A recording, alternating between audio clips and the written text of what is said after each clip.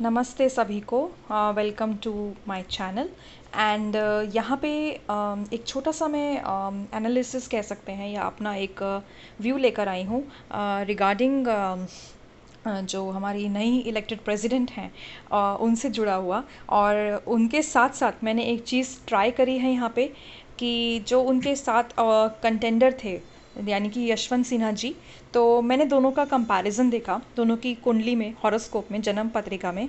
सो ऐसा क्या था कि हाँ देखिए, पॉलिटिक्स के योग दोनों में ही हैं, ठीक है, राजयोग हैं और महापुरुष योग भी हैं, दोनों के में ही हैं। बट ऐसा क्या हुआ कि द्रौपदी जी को अपर हैंड मिला, वो आगे निकल कर आई और वो चुनी गई। हालांकि सब जानते हैं कि ज़्यादातर सेंटर का ही अगर सेंटर ने अपॉइंट करा है, कोई कैंडिडेट चूज़ करा है, तो उसके चांसेस ज़्यादा बन जाते हैं प्रेसिडेंशियल उसके लिए।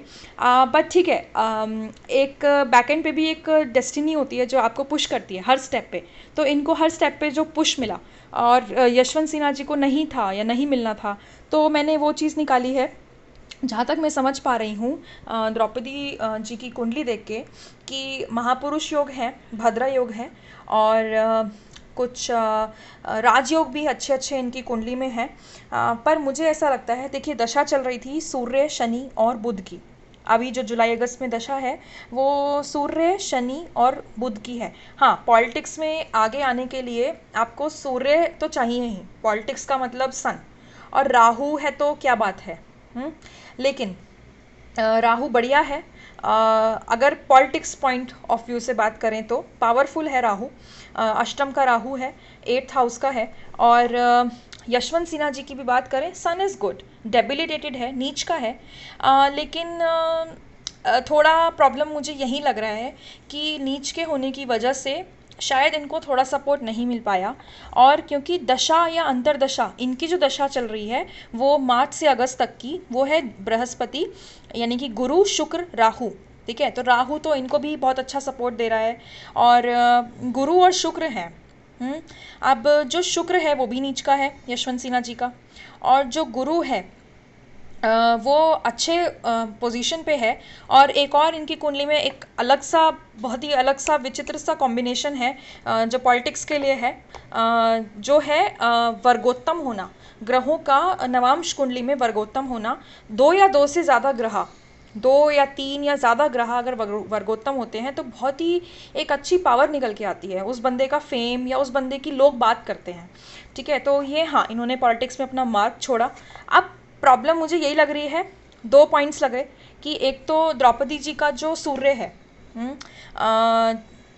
देखिए वो दशम को, क्योंकि सूर्य जो होता है वो दशम का कारक होता है। दशम के 4 कारक होते हैं, यानी कि कर्म स्थान के 4 कारक हैं, सूर्य, बुध, शनि और बृहस्पति, गुरु।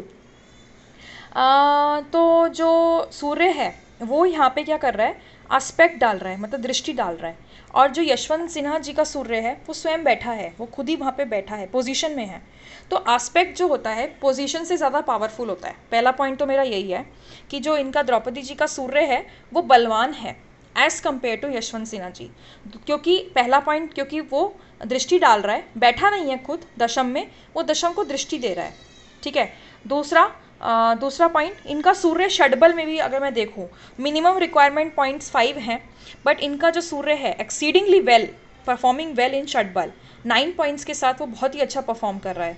तो इतना डिमार्केशन, इतना मार्किंग, इतना गैप यशवंत जी के उसमें नहीं है, षडबल में नहीं है, सूर्य का बल इतना नहीं है। सो ओवरऑल मैं देखूं, इनका इष्ट फल दाता भी जो है, इनका जो इष्ट फल है वो सूर्य के द्वारा ही इनको मिल रहा है। सूर्य ही इनका इष्टफल बहुत अच्छा दे रहा है इनको, काफ़ी हाई उसमें है, पावर में है।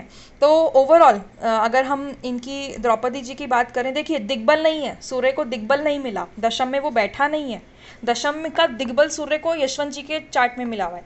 लेकिन उसके बाद भी देखिए सूर्य ने का कमाल कर दिखाया, क्योंकि सूर्य की महादशा भी चल रही थी, तो बहुत सपोर्ट मिला इनको। मुझे लगता है वो एस्पेक्ट की वजह से मिला है। ठीक है, और सूर्य को सपोर्ट करा प्रत्यंतर दशा के बुध ने, सूर्य बुध साथ बैठे हैं, भद्र योग इनका पावर एक्टिवेट हो गया। ठीक है, इनका जो है यशवंत सिन्हा जी का मैं योगिनी दशा में देख पा रही हूँ कि इनका महापुरुष योग एक्टिवेटेड है, क्योंकि रोचक योग मंगल से जो बन रहा है लगन में, वो योगिनी दशा में मुझे दिखा कि वो एक्टिवेट तो हुआ, बट क्योंकि मुझे इनके में सूर्य की वो बल नहीं दिखा, कहीं पे सूर्य नहीं आया मुझे यहाँ पे, तो एक पॉइंट इसलिए मैं ये कह रही हूँ कि सूर्य का रोल है, जो सूर्य ने इनको सपोर्ट नहीं करा बट इनको किया, द्रौपदी जी को किया। मेरा दूसरा पॉइंट है शनि। शनि प्रत्यंतर दशा अंतरदशा में है द्रौपदी जी के, और शनि इनकी योगिनी दशा में भी दिख रहा है, ठीक है। लेकिन शनि मुझे कहीं यहाँ पे नहीं दिखा यशवंत जी के हॉरोस्कोप में। अब शनि मैं क्यों कह रही हूँ, कारक तो चलिए है ही वो कर्म भाव का, दशम का, लेकिन शनि मतलब शनि ना लोगों का होता है, मतलब लोकप्रियता का होता है, मासेस का है, या कह लीजिए एक जो सपोर्ट आता है ना लोगों का, वो शनि। वो कहते हैं ना कि गवर्नमेंट जॉब में अगर सन है, सपोर्टिंग है, तो अच्छा है गवर्नमेंट रिलेटेड, लेकिन अगर गवर्नमेंट रिलेटेड जगह पे सन के साथ साथ सैटर्न, सूर्य के साथ शनि भी जुड़ जाए तो वाह क्या कहने, right, it's that like icing on the cake, बहुत ही बढ़िया, and with cherry on the top. तो मतलब इनका जो शनि था द्रौपदी जी का, उसने बहुत ही वल्ला क्या कहें, बहुत ही माशाअल्लाह तरीके से इन्हें सपोर्ट किया। अंतरदशा में तो आया ही, योगिनी दशा में भी मुझे दिख रहा है, प्लस जो शनि है इनका, अब आप कहेंगे शनि तो नवम भाव में है, वो कैसे एक्टिवेट कर रहा है 10th हाउस को, या पॉलिटिक्स रिलेटेड हाउसेस को, या सन और मरकरी को कैसे कर रहा है। तो मैंने इनका भाव चार्ट देखा, इनका द्रौपदी जी का भाव चार्ट में देखेंगे तो जो शनि है वो 5 डिग्री ऊपर है, मतलब वो एक्चुअली में 9th हाउस में होता अगर वो 5 डिग्री पीछे होता, उससे पहले ही 10th हाउस स्टार्ट हो गया था, तो इसीलिए 5 डिग्री का डिफरेंस है इसकी 9th हाउस की पोजीशन में और 10th हाउस की एक्चुअल पोजीशन में। तो इतनी जब डिग्रीज का डिफरेंस हो तो हाउस का डिमार्केशन मान लेना चाहिए भावा चार्ट में, ऐसा मेरा एक्सपीरियंस भी कहता है, और मेरी कुछ नोटिस मैंने किया, ऑब्जर्वेशंस कहती हैं, और कुछ मैंने कहीं एक दो जगह पढ़ा भी था, तो मैंने इस चीज़ को अप्लाई करा, तो मुझे इनके चार्ट में ये बहुत ही प्रॉपरली अप्लाई होता हुआ दिख रहा है। एंड तो शनि जो है वो देखा जाए तो 10th हाउस में आ गया, ठीक है। अब सन और सैटर्न, अब देखिए, अब सैटर्न तो बिल्कुल सपोर्ट कर रहा है, अंतरदशा में भी आ गया है, योगिनी दशा में भी आ गया, और दूसरा आमने सामने हो गए हैं सन और सैटर्न, अब 10th हाउस में पोजीशन हो गई है और देख रहे हैं आपस में एक दूसरे को, ठीक है। तो इस तरह से मुझे लग रहा है कि सैटर्न जो है 10th हाउस का इन्फ्लुएंस बहुत अच्छा डाल रहा है।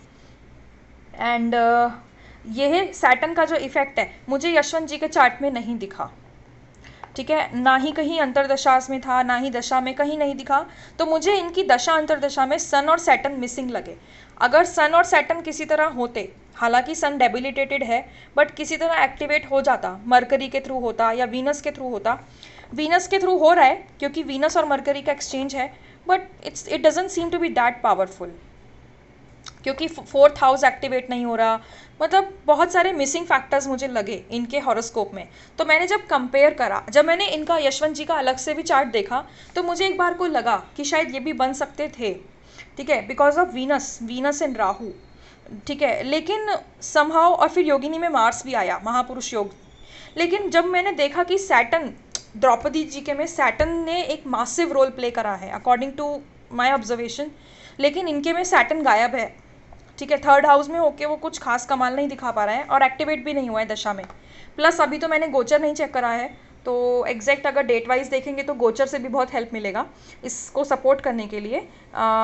बट या as far as I think कि sun and Saturn are 2 factors which highly impacted Draupadi ji, they helped Draupadi ji to come and look at this. वाकई में द्रौपदी जी जिस बैकग्राउंड से आई हैं, जो कमाल उनकी ज़िंदगी में हुआ है, जो उतार चढ़ाव, जो लोगों के बीच, जो सब कुछ उन्होंने देखा, जिस जगह से वो आती हैं, जिन लोगों के बीच से वो आई हैं, उनको लोगों ने ही उठाया है बेसिकली।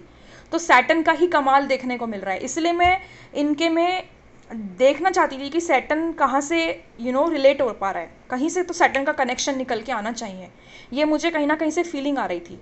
तो इनका जो पूरा ओवरऑल रहा है, सन के साथ साथ सैटर्न का भी रोल रहा है, एंड मेरे हिसाब से बहुत बड़ी कृपा है शनि भगवान की कि शनि ने ही इनको यहाँ से यहाँ धीरे धीरे ही सही, देखिए डिले हुआ है इनकी लाइफ में, ठीक है, ये बहुत पहले 25 साल पहले ही 1998 में शायद ये पॉलिटिक्स में आ चुकी थी। और देखिए कितना 25 साल लग गया इन्हें इस फेम को पाने में। तो सैटर्न ने करके दिखाया, शनि ने धीरे धीरे ही सही, बट शनि ने करके दिखाया। तो बहुत खोने के बाद कुछ पाया है इन्होंने। तो हमें इनकी रिस्पेक्ट करनी चाहिए, इनकी ज़िंदगी की, इनके जज्बे की, जिस पे ये लड़ी हैं। तो I really congratulate Droupadi ma'am, Droupadi Murmu ji and Yashwant Sinha ji, like competing with such a good yogas in his chart। Exchange परिवर्तन योगा है, डेबिलिटेट होने के बाद भी वर्गोत्तम है इनके प्लैनेट्स। आई मीन बहुत अलग अलग तरीके से, कुछ नीच भंग भी हैं, कुछ महापुरुष है। बहुत ही अच्छा कॉम्पिटिटिव चार्ट है। बट सन और सैटर्न की वजह से जो मेरे 2 पॉइंट्स रहे, मुझे लगता है सन और सैटर्न की वजह से ही ये थोड़ा सा यशवंत जी पीछे रह गए। द्रौपदी जी के सन और सैटर्न ने जो सपोर्ट मारा है, जो दशाओं ने सपोर्ट दिया है, उसकी वजह से मुझे लगता है कि थोड़ा इनका पीछे रह गया मामला। तो ठीक है, that's all from my side. And आपके कुछ इनपुट्स हैं तो आप कमेंट्स में लिख सकते हैं या मुझे पर्सनल मैसेज कर सकते हैं। And thank you so much. Video को प्लीज़ लाइक कीजिएगा, मुझे सपोर्ट कीजिएगा एंड अपने सजेशंस और फीडबैक ज़रूर दीजिएगा। मैं अपना ईमेल और नंबर डिस्क्रिप्शन बॉक्स में डाल दूँगी। Thank you so much. Hare Krishna.